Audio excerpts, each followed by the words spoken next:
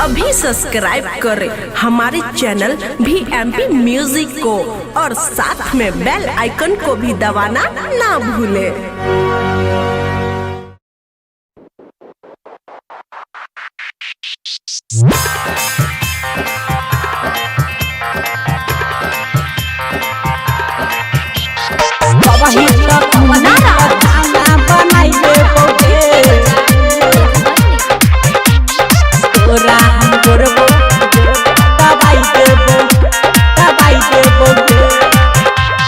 तोरे हम कनिया बनाई लेबोगे, तोरे हम कनिया बनाई लेबोगे, अपन माई के सपना पूराई लेबोगे, अपन माई के पुतहू बनाई लेबोगे।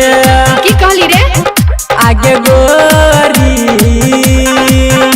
अगर कभी तक खाना बनाई देबोगे, सुनो कभी तक गोरबो दवाई देबोगे, हाँ कभी तक खाना बनाई देबोगे, जान कभी तक गोरबो दवाई देबोगे, कभी तक खाना बनाई देबोगे,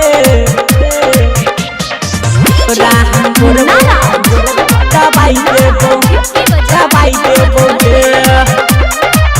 चूल्हा चौका बर्तन बासन सब चीज करबोगे, महारानी बहना के हम तोरा जान रखबोगे। सच में ए जान बंजो अरे जा चूल्हा चौका बर्तन बासन सब कह के रखबोगे, अपन महारानी हम बना के तोहरा रखबोगे। ये हमर सोना आगे कभी तक खाना बनाई देबोगे, सुनो कभी तक गोरबो दवाई देबोगे, हाँ कभी तक खाना बनाई देबोगे, जान कभी तक गोरबो दवाई देबोगे, कभी तक खाना बनाई देबोगे, राम गोरबो दवाई देबो, दवाई देबोगे।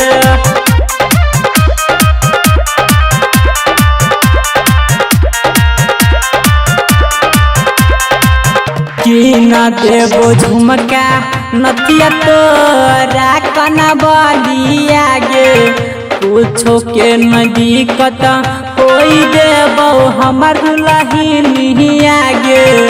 आगे सच में बहुत फेमस है। अरे जा झुमका नथिया बहली की न देबो तोरा नथुनिया गे, यादव रमन जी हमारा नाम छै गे रानिया गे, जो फुलमतिया अगर कभी तक खाना बनाई देबोगे, सुनो कभी तक गोरबो दवाई देबोगे, हाँ कभी तक खाना बनाई देबोगे, जान कभी तक गोरबो दवाई देबोगे।